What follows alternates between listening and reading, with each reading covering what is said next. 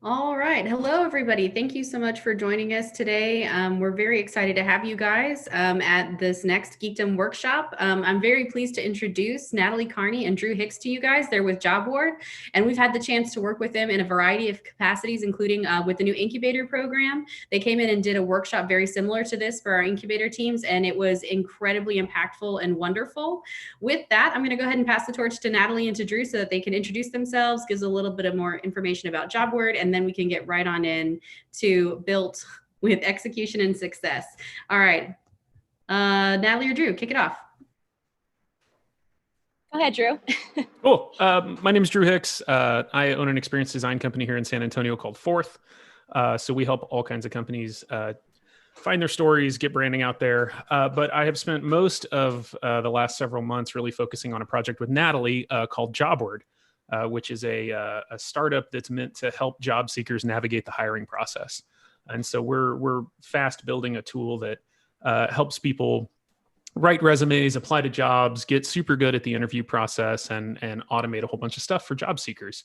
And we've used a lot of the methodologies we're going to talk about today in that. And then recently, Natalie and I have had the honor to work with Geekdom in helping some of their cohorts go through a super similar process. And so Joyce invited us here today to kind of share some of those tools and understandings with you. And we're stoked to be here. So that's me. Natalie, you do your thing. Yeah, I'm Natalie Carney. So I have been in the startup world for a couple of years now, and I work with Dirk and Brett Elmendorf, and I've been their project manager. And now that we've started JobWord, I've kind of transitioned into customer success. And so between Drew and I, we, for JobWord, have been working a lot with finding business processes that work for us, but then also talking to customers and users and making sure that what we're building is actually going to be useful and it's attainable. So that's me. Fantastic. Thank you guys so much. Again, we really love working with you both and with the rest of your teams. We think that you guys do phenomenal work. Just a reminder to everybody who's watching today, if you have any questions, please feel free to drop any comments, questions in our Facebook channel or on our YouTube. We'll definitely make sure that Natalie and Drew get a chance to see it. And with that, I'll turn the reins over to you guys so we can just dive on in. Cool. So I do this. All right. So hopefully everybody can see that. We're good? Cool. So we want to talk to you today about this concept called the thin vertical slice. And as I mentioned, it's something that Natalie and I have deployed in the company that we're spending our time with, JobWord. It's something that we've had the chance to share with a lot of small companies and startups in and around San Antonio. Working with Geekdom, working with Epicenter, working with companies outside of both of those entities as well. And so we've found this to be an incredibly helpful tool for focusing development at the really, really early stages of a company. And so we want to share with you a couple tools today that will kind of help you get to the thin vertical slice, talk a little bit about what it is, and hopefully this is something that you can then take into your organizations and your projects. So just to kick things off, when we talk about startups and baby companies, there's this concept of the minimum viable product. And it's this thing, this holy grail that you're supposed to be pushing for all the time, that baby companies should be trying to reach a minimum viable product. And broadly, what that means is that you're building a horizontal product. You need to build the entire life cycle of the product, maybe not all the features and widgets, but you have to build all of the moving parts that make that thing a viable product out in the market, right? It requires a ton of work to get to a testable product. So there's tons of things that you have to think about, whether that's auth or processing credit cards or there's all these services that probably surround the core of what your thing actually does. And fundamentally, it has to demonstrate value to customers, which is something you may not even understand if you're just starting out. You may be just trying to solve a technical problem or explore a space and not really know what the value to customers is. It requires some front-end development. And fundamentally, the minimum viable product is about answering a marketing question, which is this a product that customers would consider valuable? It's something that comes up a lot in VC funding, right? Like, is this viable? Is this going to make cash? Are people going to use this? How are people going to share this? All of those are marketing questions, which are super important, but you may not be ready for them. And so there's an alternative model, right, that we have been using and that we find really valuable, which is this thin vertical slice. So instead of building horizontally the whole experience, you just focus on one thin vertical. What's one little piece of the work that your thing does, the most fundamental piece, and just build that little vert. So what that does is it focuses all of your effort and creates this really quick loop where you can iterate really quickly. You can keep running this loop again and again and again, get feedback from it, learn what the technical challenges are around it, learn what the moving parts are around it, far before you get to market viability. It doesn't require any front-end dev. It doesn't really require for you to know anything about your market or your customers. And fundamentally, it's about shifting the conversation from is this product marketable, right, to are you on track and can you make improvements? Do you know what you need to work on next? And that's a product-centric question. So when we talk about startups that are really interested in developing products, it's more fruitful and more helpful to start with a product-based approach to how you're building out your business and how you're developing your process than it is skipping to this minimum viable product and starting to worry about the marketplace. And so the question that we ask people when we take them through this exercise to help develop a thin vertical slice is, what's the simplest version of what you want to build that represents one complete loop for a user? So the simplest part, right, is the thin part, and the loop part is the vertical. So what is something that has a beginning state? Your user does something, and then it ends in a completion state. It's different for every business. It's some small part. It's the nucleus, right, of what your app is. From there, you can start to dev out a wider and wider slice until you eventually reach that minimum viable product. But we want to focus you down on solving one problem. So the analogy that we like to use is something Dirk Elmendorf, the co-founder of our company, said to us, which is that he tried to learn how to make bread at one point, sourdough. And he knew that he had to start with great sourdough yeast. And so he just made great sourdough starter. And it wasn't quite what he wanted. And he thought he could improve on it. So he threw it out and he started over again. And he spent months developing this perfect yeast, buying like different champagne yeasts online and like testing it and cultivating it. And what he realized, 3 months into the process was he had learned how to make great yeast, but he'd never made a good loaf of bread or even a bad loaf of bread. And so he didn't know anything about bread baking. It turns out he knew a lot about yeast farming. And he was completely off base from his goal, which was to make some bread that his family could eat. So when we think about that single feedback loop, we want you to make a lot of bad bread. The goal isn't to get totally caught up in all of the yeast making and the microfauna that surrounds what it is you're trying to do. Because until you have a single feedback loop, you really don't know if you're making progress. You don't know that your development's moving forward because you're chasing down 15 different things at once.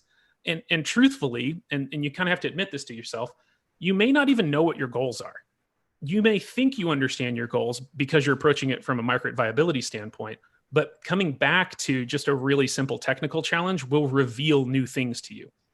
It'll reveal what is actually attainable in your space. It'll tell you a bunch of questions you didn't know you need to ask. And it's actually how you get to plan what your development cycles are going to be, because you've set up what you're going after, and you can see the challenges that lie between you and that place you need to get to. Versus this super daunting, like, I don't know, we have 6 months to just get it all done. Let's just start cramming it, and we'll get there. We'll get there. And it all comes back to this idea of you don't know what you don't know. So you have to find a toehold. You have to get a toe into the development cycle before you can even start to understand what it is you're doing. So there may be some questions about all of that. One, how do you find your thin vertical? How do you define it? How do you know when you have the right one? You may feel like, oh, we actually have 2 or 3 that we have to have before our product has a complete loop. It has to do 5 things, right? And once you have your thin vertical, how do you build out from that? How do you start to make that into a bigger, more viable product? The answer to that is I would keep in mind a couple of questions, and then we're gonna give you a tool that we think is a great way to get there. But what I would keep in mind is to focus always on the one essential thing your app must do. Not to be a viable product, what is the one core function that if it does not do that, you don't have anything? If you're in doubt, if you feel like you have multiple ones, choose the one with the least moving parts. Choose the simplest version of whatever this core feature is, and start trying to chip away at that technical challenge. trust that you're going to learn by doing. Trust that you don't know everything. Go into it blind. Go find those technical challenges. When they reveal themselves, be ready to accept those on as work. And really focus on iteration and improvement, not viability. So creating that loop is about creating a work environment and a development environment where you can fail as fast and as frequently as possible.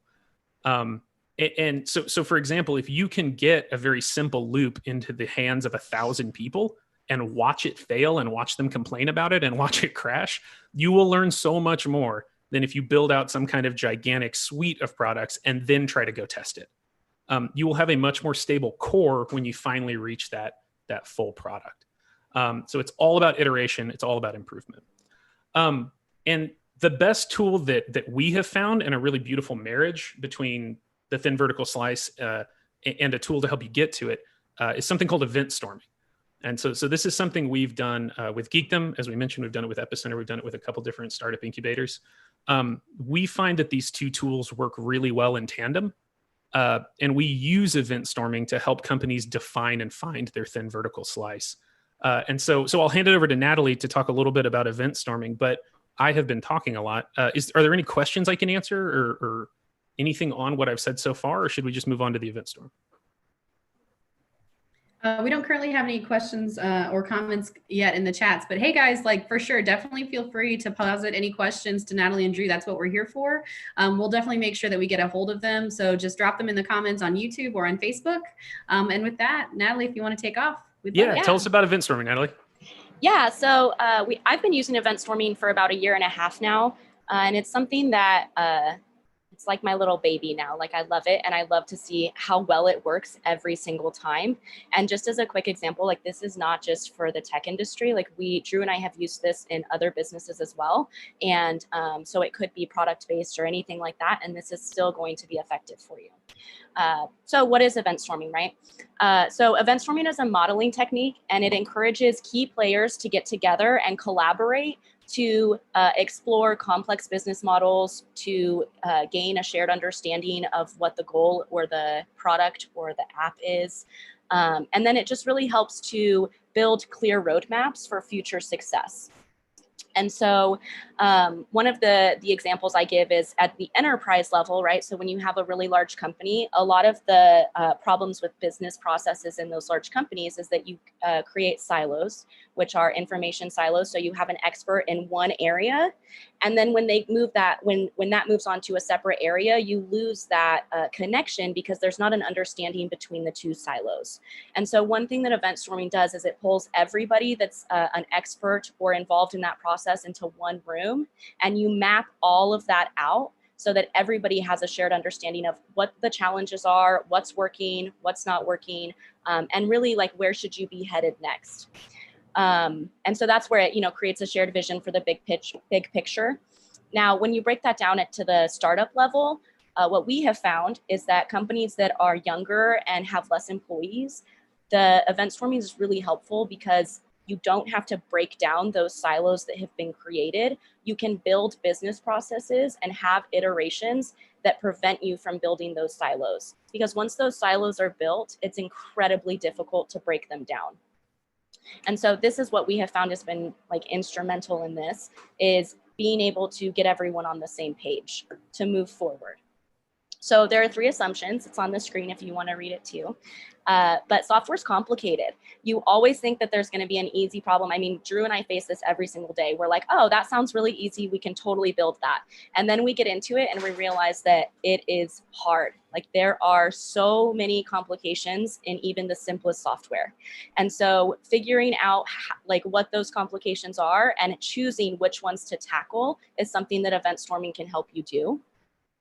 And the second one, which I've already kind of talked about, is that experts only know so much. Like you're an expert in one thing. And so bringing multiple experts into the room so that you can see the entire process or the entire picture is really beneficial. And that's the other thing that event storming really helps to shed a light on. And then obviously silos are bad. We talked about that as well. Yeah, so this is something we found especially helpful with startups, like working with Geekdom companies, is a lot of times the early conversations in a startup are dominated by an expert's voice. and other members of the team kind of have to follow that voice. And what we love about event storming is it zooms out and says, let's make everybody's voice valid for the purpose of understanding what the whole business does. And you start to see these weird connections between people who have very different jobs, where business development people and software developers start to have these really interesting conversations that helps drive this conversation of what are we going to work on first? And then what are we going to work on next? Instead of letting expert voices drive that and chasing down things that may leave out whole swaths of the business, right? So we found that to be really, really helpful in breaking down silos before they even start forming. Right. So what does an event storm look like?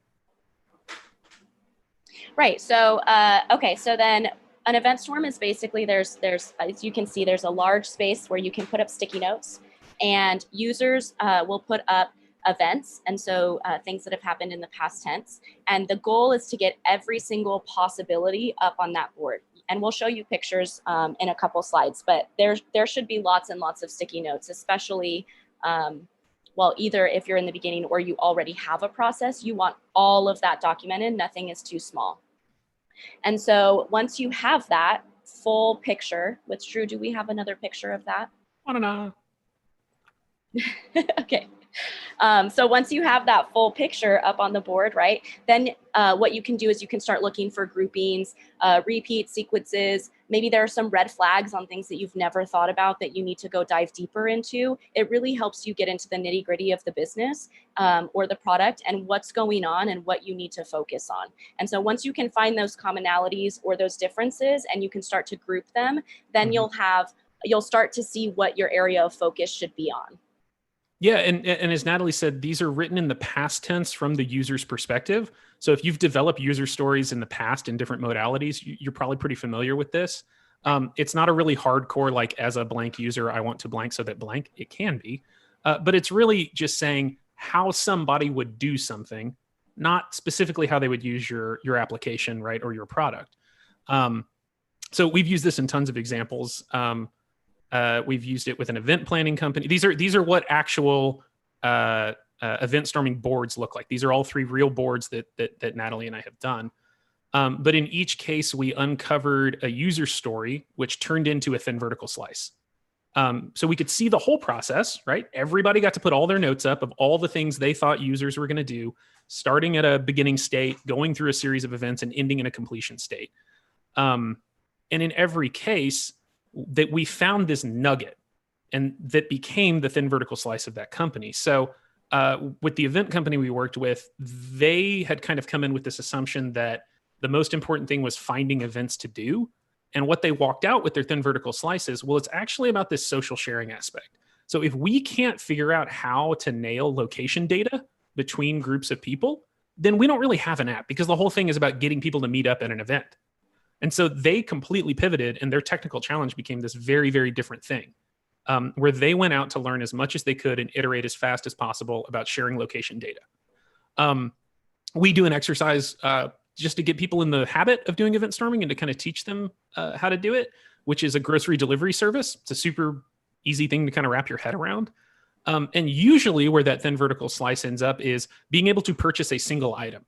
So instead of thinking about like the logistical chain of a grocery store and all this other stuff, it becomes like, can you build a thing where I can order one bottle of water and I can put it in a cart and I can pay for it and I own that one bottle of water? And sometimes that's the thinnest vert. And then in job word, so on the bottom, you're seeing that's our event storm. That is the board we are using to guide our company's development and have been for the last 8 months. We're out to help job seekers navigate the hiring process. And the really novel thing that we settled on was, why isn't your resume on your phone and why can't you send it to people from your phone?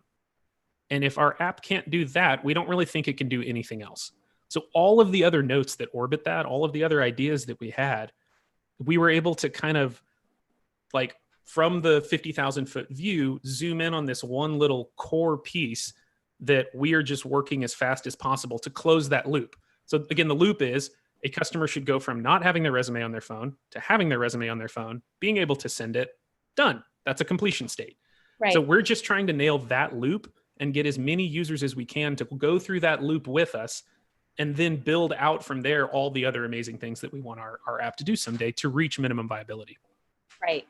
And, a lot of times Drew and I have found that finding that thin vertical slice can feel disappointing because you're like, sure. because you're like, oh my God, I want to be able to do all of these things. And then when we settle on like uploading and sending a resume, I think Drew, we've had these conversations that we're like, man, that does not feel like a lot. Like, I feel cool. like we need to do way more than that. We are not cool. But the thing that we've learned is that like just getting that out, and then like Drew was saying, getting that customer feedback loop in place has helped guide the rest of our products. And we always say like, oh man, we're so glad that we didn't build out too much, because our users are taking us in a direction that we didn't think of, that is really important and actually like very cool and will be super helpful to them. And so it meets our mission, but we're able to see that because we chose something very small in order to get that feedback loop going quickly. Like talking to your customers and to determine where to go next is so important. Yeah, and I would add to that, event storming comes out of a methodology called domain-driven design, that your design should actually be driven by the industry that you inhabit, right? So when you name processes, when you come up with functions inside of your business, it should be specific to your business and to the people that you're trying to serve. And so it's one thing to go out and pitch all this cool stuff that we think our app can do that sounds really fun to investors, right? But it turns out for us, the domain-specific event that we're designing around is the resume. And that is, we have become experts on resumes. Something we never thought we'd become expert. I've read too many resumes in the last 8 months. So that's really interesting. And then as somebody who dwells inside of experience design, when you pitch a business with a big lofty idea attached to it, that's some kind of minimum viable product, there's a ton of onus on you to pay that off, to say that you can actually do those things you can do. Whereas if you can hand somebody a single experience inside of your business idea that works really well, that actually proves that you can execute on a single idea. You have something executable at that point. So if I can make uploading and sending a resume a great experience and put that in the hands of investors, they're suddenly way more interested in all the other ideas I have for what JobWord can do. Exactly. And the instead amount of handing them a bad product that can do a whole bunch of stuff, kind of. Right. And to that effect, like the amount of technical debt that you build is a lot smaller, because it's less risky to build those smaller versions and then continue from there and iterate and improve. That's exactly right. And it focuses everybody's energy on that one point.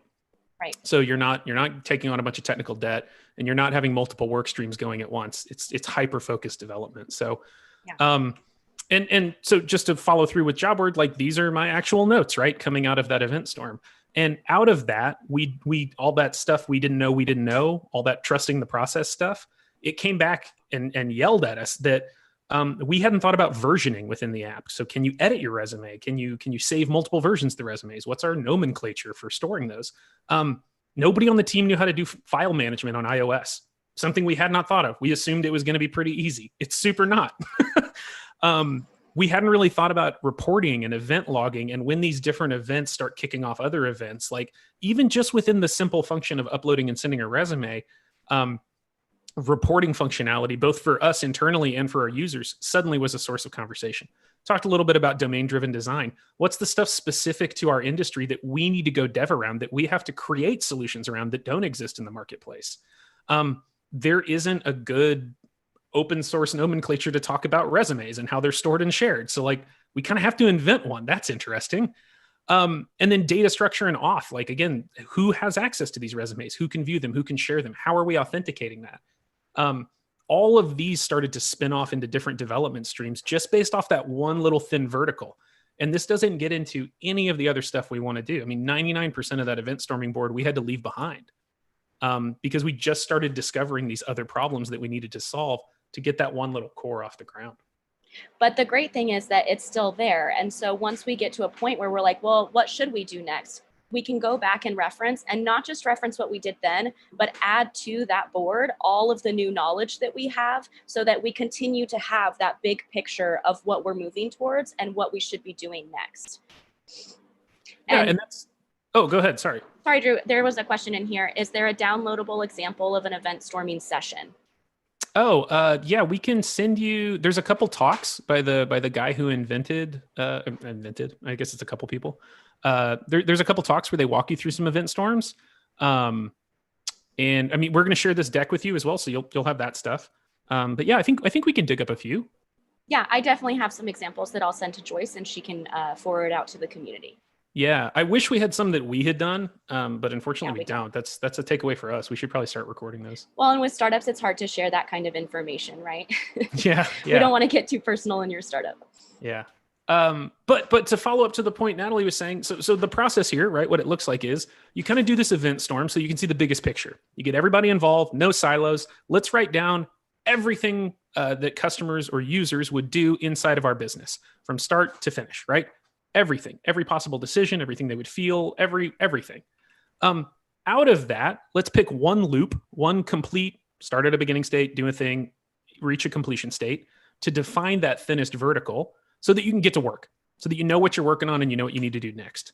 You're going to find new problems, you're going to test, but you want to focus on iterating and improving that loop as many times as you can until you just nail it, until it's great. You know how to troubleshoot it.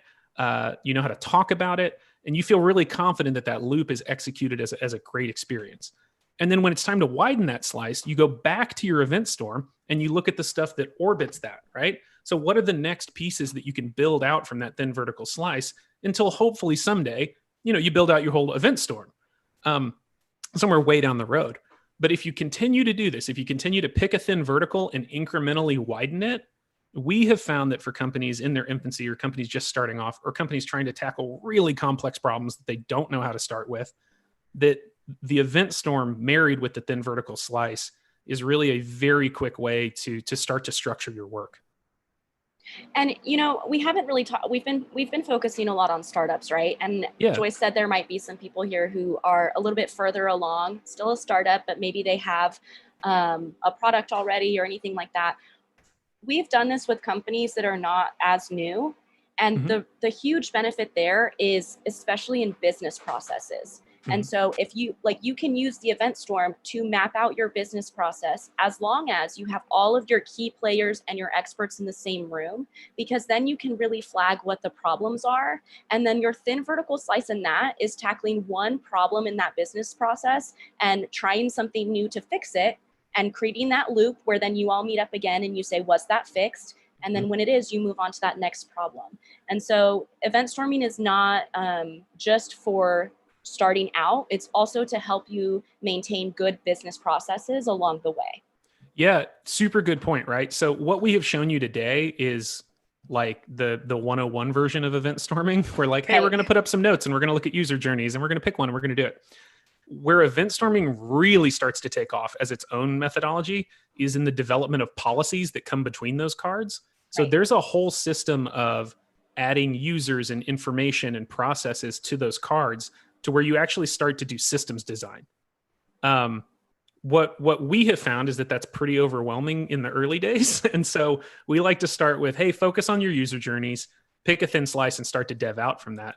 But especially when you nail that thin vertical slice, or even, to Natalie's point, years later, you're a functioning business. You can go back to that event storm and start to pull thin vertical slices out of that are different development streams you want to go after. And then do that more advanced event storming where you're adding policies and information points and stuff like that. But the process of building thin and focusing on building thin is incredibly helpful in incremental design at larger institutions, for sure. Yeah, so that's a super quick overview of the thin vertical slice and kind of how it works with event storming. Any questions, Joyce? Anything from you? Anything we can dig into further?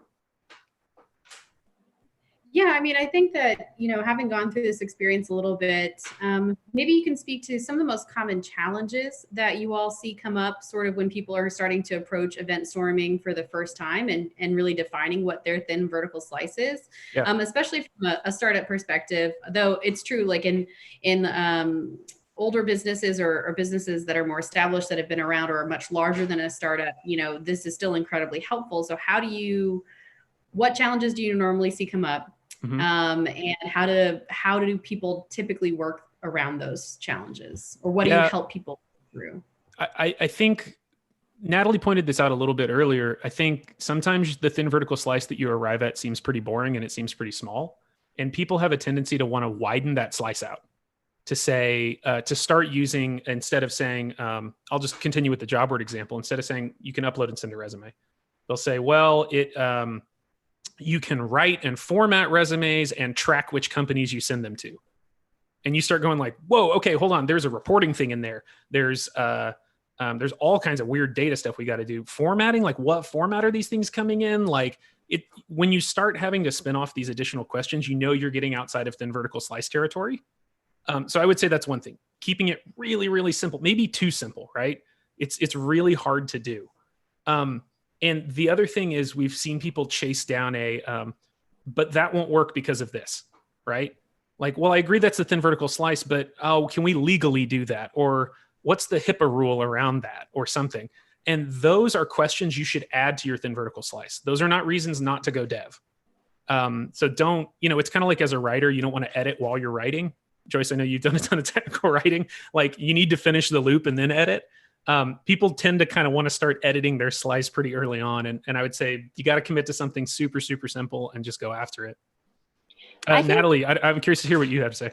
Yeah, I think just from a more basic perspective, I think getting buy-in from all of the important people that need to be in the room can be difficult. And so my advice is if there's someone that needs to be in that room whose schedule changes and so they can't attend, or who thinks that they don't need to be there because maybe they are super busy and have other things going on, like those are challenges that we faced. And my advice is to reschedule until those people can be there, because the whole point of event storming is having the entire picture. And if one person is gone and they have an important perspective, then the whole thing it's not worthless, but it's not, you're not going to get the results that you should be getting from event storming. And so that's kind of the caveat that I would put on it, that every important person needs to be in that room. And in a startup, that might be 2 people. But when you do have a little bit of a larger company, making sure that you have everyone across those different departments is super important. I love that point, Natalie. And it's something we didn't talk about in the deck, which is who should define the thin vertical slice, right? And again, it marries really nicely with event storming because the answer is everybody, right? Everybody who is a stakeholder in this company should have a hand in the event storm and should be the one buying into the thin vertical slice. At the end of the day, there has to be total consensus about what that thin vert is, so that everyone's chasing down that same development stream. And Natalie, again, a great point. Sometimes that's 2 people, right? Sometimes your whole company is 2 people. It's okay to bring other people into your event storm. So we've hosted event storms for companies that were 2 people and had them bring in 2 or 3 other people who work at similarly sized companies or understand the market or just people that they respect. Or potential users. Totally. And because they represent some kind of an idea that's really critical to the business, to your point, whether that's a user or somebody at a similar skill level who understands the problem space, they can actually add cards. If you say, hey, we want to build a thing that sends resumes, then go, okay, I get it. I'll just put up all my ideas about it. And the conversations that come out of that are really rich. So ideally, yeah, I'd love to see 15 people do an event storm simultaneously. If you're a single person company or a 2-person company, get a couple friends. Like it'll work. It'll be fine. And it could be up to 30 people. I mean, really, the more people that you have, the more information you get. And at the end of the day, that's the best thing that can come out of that. We have a comment in here. It says, this is a great concept. My company deals more with hardware, but I believe you can still use this approach to develop the first prototype. Absolutely. We do not use this specifically for software development. This is something that can be used across the board, product development, services, any of those things. This is just a method to get the ideas out onto papers and visually, really.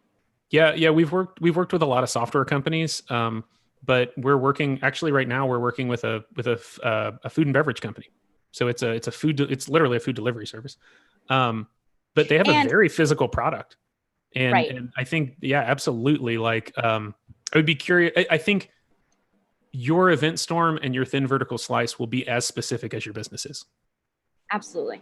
And every business has business processes. And event storming and thin vertical slice can relate directly to your business process, not just your product. And so being able to use it for that is. And yeah, and I don't know what your hardware company does, but I imagine there's a logistics component to it, right? Like somebody is ordering this hardware, that hardware has to be delivered and installed. All of those are user events that happen during the event storm. Right. And if your hardware is something that you don't have to manufacture, you're just a supplier for it, that logistical loop may be your thin vertical slice. On the other hand, if you're manufacturing something, right, you're actually building hardware, your thin vertical slice may be one little function of that hardware, figuring out how to make that one thing work really beautifully. And then we'll get to the logistics piece later. So it'll identify that problem for you. And if you're already in flight, go ahead and do the event storm, map it out, and then find that next thin vertical that you need to go tackle, right? Right. That's great. Anything else in the chat, or Joyce, anything else from you? I'm waiting for the chat. Guys, we still have about 15 to 20 minutes or so of time with Natalie and Drew, so we don't necessarily want this to end earlier than it has to, because there's a lot of great information that they can provide. I think that, this is a really great framework and an approach. In the startup world, they talk about like the lean model canvas and definitely wanting to make sure that you hit an MVP at some point. But as you pointed out, Drew, like that can be a very big undertaking, especially for a really small team. So taking those lean concepts and then figuring out like, okay, if you have your lean model canvas and you have these ideas, like what does the end-to-end process look like and how do you get to that starting point is incredibly beneficial. The minimum viable product really comes out of VC culture, and it assumes that you are going to be able to deliver something that is rich enough that customers will pay for it. And that precludes, your business may not make a ton of money. You may be working in a nonprofit space. You may be in a more services-based industry. Or you may just be interested in solving a problem technically, and you're not really sure how revenue looks going down the road, especially if you're, if this is like your little sidecar business, like you work an 8-hour shift, and then in the evenings or the afternoons or during a pandemic, you start developing a little product, right? You don't need to reach market viability in order to make progress on your idea. What you need to do is define the first technical challenge that you need to achieve, and then know what the next step is, right? Know what that next technical step you need to get over. And then you'll wake up one day and you'll have a minimum viable product if you stick with that. And so I don't think the minimum viable product is a bad idea. I certainly don't think it's an idea we need to get rid of. And it makes a ton of sense when you're ready to enter the market. Before you're ready to enter the market, when you're trying to figure out what problem you're even trying to solve, we need methodologies and frameworks to help get us off the ground. And that's really where all of this comes from. Is the thin vertical slice is one idea, event storming is a different idea. And we've found over the last year that the marriage of those two things is just super powerful. And inside of a couple hours, you can go from having a pretty amorphous idea to knowing what next week's development schedule looks like. Right. And that's hugely important when you're a little company just starting out. Well, and when you are talking to VCs, being able to prove that you have a direct feedback loop with your customers who are either validating what you chose or telling you where to go next is hugely beneficial. Yeah, what a cool conversation to have with a VC when you can say, oh, I've tested this 10,000 times. Right. Not like, I have a neat idea. Right. Yeah.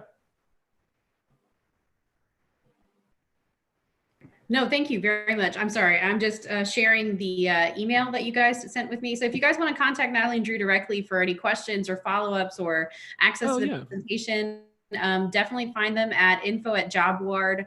That's why I'm saying it that way. JOBWARD.com, jobward.com. I've dropped that in on the Facebook feed as well as the YouTube channel. But I think you touched on something that is really important, Drew, is you also pointed out that nonprofits can take advantage of things like this. I think that too in startup culture and in the technical space, like we tend to think that maybe it doesn't apply to certain businesses or certain styles of business.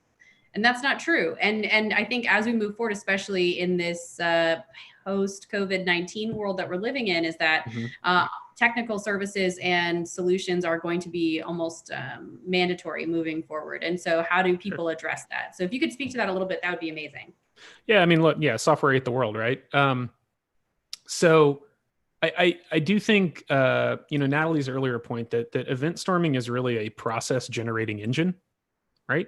It's about seeing all of the different steps that a user would need to take to accomplish what the space that your business exists in. And so that's going to cut across any industry, right?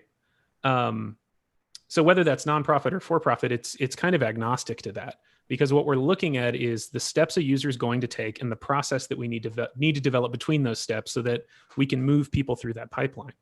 And then where the thin vertical slice comes in is again, that core function of your business. So whatever industry you're in, there is some little core thing. It's probably very humble and boring sounding, that at the end of the day is what you do. And if you can't nail that, then you really don't have anything, right?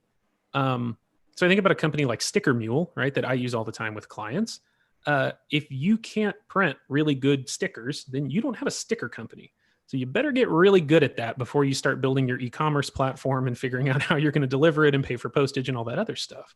And I see that cutting across any industry, really. Yeah, I think it's agnostic. And at the end of the day, the output is understanding the business process that you need to go develop. Which is why, actually, to pick up on an earlier thread, it's also really good for mature businesses that are already in flight. This is a great way to figure out where your weaknesses are. Because when you ask your team to come together and, hey, write down everything you think a customer does when they come to our business, from the time they think about calling us until the time that they pay the invoice for the service or they make a donation or whatever it is. Write down every single thing that happens. And then let's go in there and figure out, are we really knocking it out of the park in each of these places? Where are the deficiencies? What's this whole cloud that we don't even have anything for, right? It will start to reveal that next vertical that you need to go to develop. Well, and that's really interesting, Drew. It reminds me of when we're doing really like all this research. I found a company that it's an enterprise level company, and they did event storming across all of their departments. And then they recorded that session. And what they do now is they use that session as an onboarding tool when they bring developers into their company, so that their developers can understand not just the mission of the company, but really what are the goals? What's that big picture look like? How does what I do affect different departments? It really breaks all of that down for them. And I thought that was super cool that they were using that to onboard, to give that person the best chance to fit into that environment. Yeah, that's a really cool example of event storming, is that it ends up being a map, right, for your whole company. And so when you bring somebody new onto the team, being able to show them one of those big, complicated, messy event storms and go, well, this is kind of what we do. Like, it's a good way to show them all the moving parts. Right. And it is all about getting buy-in from every member of the team. And so, the old adage in business used to be that everyone's in sales, right? It doesn't matter if you work in sales or not, you're in sales because you're there to build the business. I would argue that everybody is in business development. So you are in this business to develop whatever it is the business goal is, and you own a chunk of that. And event storming is a great way to see where you fit into that. Right.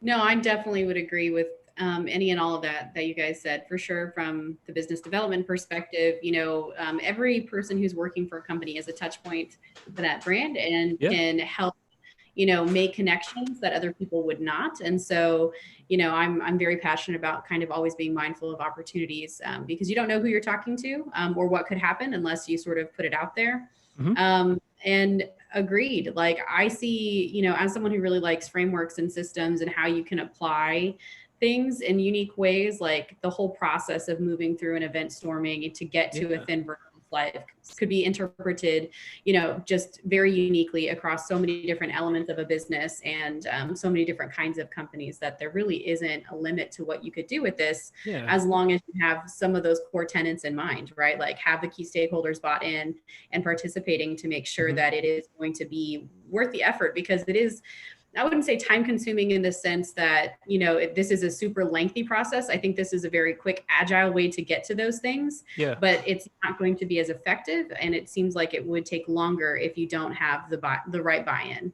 when you do it initially. Yeah. So Joyce mentioned Natalie and I are available to walk teams through this framework and to help you go through it. It's something we've done at Geekdom with a bunch of companies. And Joyce, I'm curious, I'll put a question to you.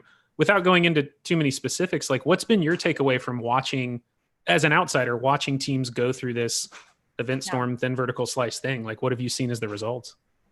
Yeah, so it's incredibly fascinating to watch. So with the incubator teams, we put this workshop together to help them really kind of figure out what it is that they need to produce. All of them have some kind of a technical component. They're looking at doing some kind of civic or community innovation project that requires a lot of moving pieces and a lot of customer engagement and interaction. But one of them has a device component, and other two are utilized. I mean, they're all utilizing mobile applications, but one also has a device to go alongside it. And getting to watch this process was really interesting because I basically audited all three teams' event storming and thin vertical slice workshops. And the takeaways from it was that it was immensely clarifying.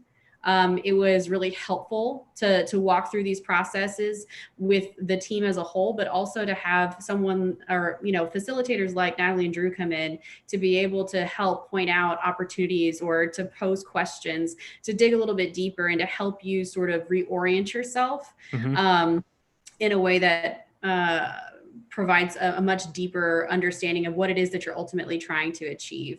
And since then, like the teams themselves have just been talking about how impactful it was and how excited they are to get to that next line, because it completely transformed how they were approaching their technical projects as well as their business processes. So for me, it's exciting to see people be able to pick up something like this and just run very far, very quickly. Something that I learned from doing that with Geekdom, Natalie and I, we work on a 4-person team. There's no outside stakeholders. Like we're off in startup land doing our thing. And something that going through the process with Geekdom taught me as a facilitator was this is a really cool tool for stakeholder communication. So the companies that we worked with in Geekdom, they have Geekdom as a stakeholder. You mentioned it's a public process. So the city, right? There are public institutions, right, that are watching their work and holding them accountable.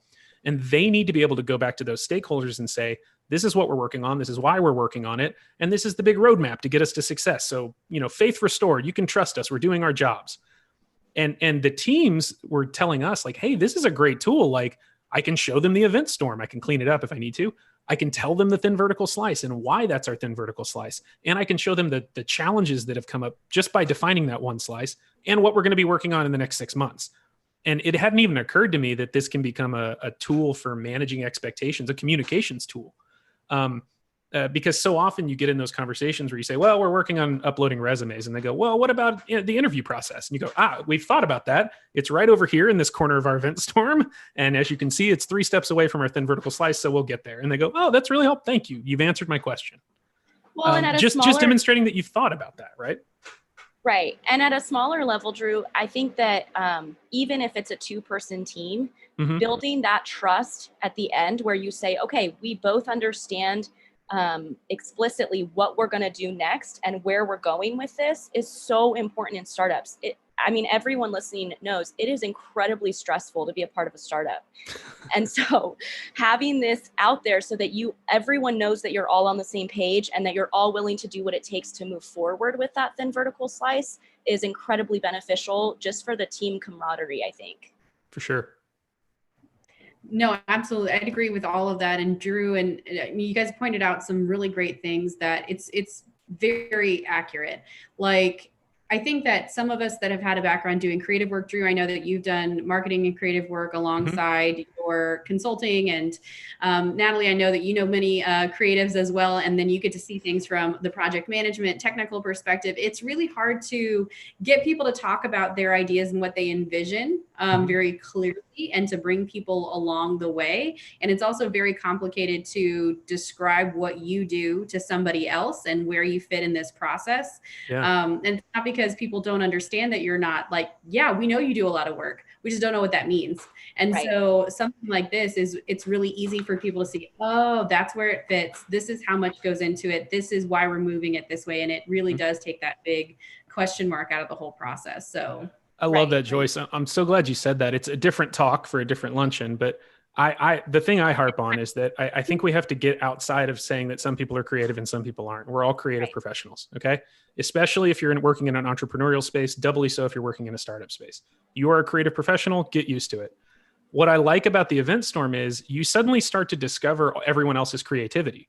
So we were finding challenges that I was trying to solve as an experienced designer, as a writer, that Dirk, our architect, our developer, could come in and go, that's not even a problem.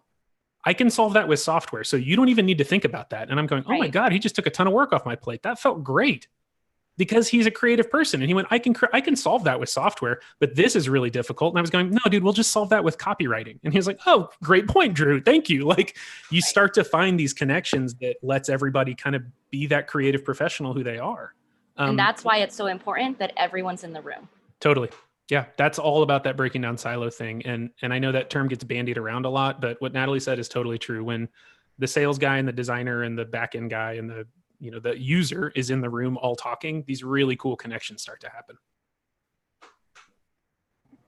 No, I would completely agree with all of that. And for sure, the second portion of that conversation could definitely get into a topic or two. Sure. We would love to have you come and do that. And so we have just 7 minutes left in the hour that we have the job board team and Natalie and Drew. So if you do have any last minute questions, please drop them in the chat. We have some cool things that are coming up over the next couple of weeks. Next Tuesday, we're actually going to be doing a startup spotlight with Jones and Associates and our beloved David Jones. So tune in next Tuesday at 12:30. Our pre-accelerator also kicks off on the 23rd. That is not open to the public yet, but we're really excited to have our amazing startups move through that cohort for our third cohort for Geekdom, which is really exciting. There's also the Datathon competition, the Smart SA Datathon with CivTech SA. We're going to be doing a streaming of the final presentations and videos on the 18th. So stay tuned for that as well. And I think since I don't see any more questions or comments coming in, Natalie and Drew, closing remarks. Job board is in the App Store. So if you you can go see what a thin vertical slice looks like if you'd like to download the app. And then if you stay with us, you can see how we iterate and improve. Yeah, it's a very thin vertical. Yeah, check out JobWord. Sign up to get updates from us. We're in active development, so we're looking for feedback and looking for that. I just want to say thank you so much, Joyce, for making some time to let us come share this. Definitely. We are super fans of event storming and thin vertical slice. We've seen it work with dozens of companies over the last year. None of this stuff is proprietary. Like Google this stuff, go hold us accountable. There are books and videos and all kinds of junk out there. We've made this deck available, so feel free to share this deck with folks. Joyce, really from the bottom of our hearts, thanks so much. This has been really, really fun. I enjoyed getting to talk to you and getting to chat with you about stuff at Geekdom. Yeah, no, thank you guys again so much. We really appreciate you. And I, have known you all for years. And so I'm very excited that we get to reach this level of collaboration. That's one of the nice things about the San Antonio community at large is that we get to have opportunities like this. And so let's make more of them in the future. With that, everybody, thank you so much for tuning in. We'll talk to you later. Have a great day. Thanks, Adios, guys. everybody.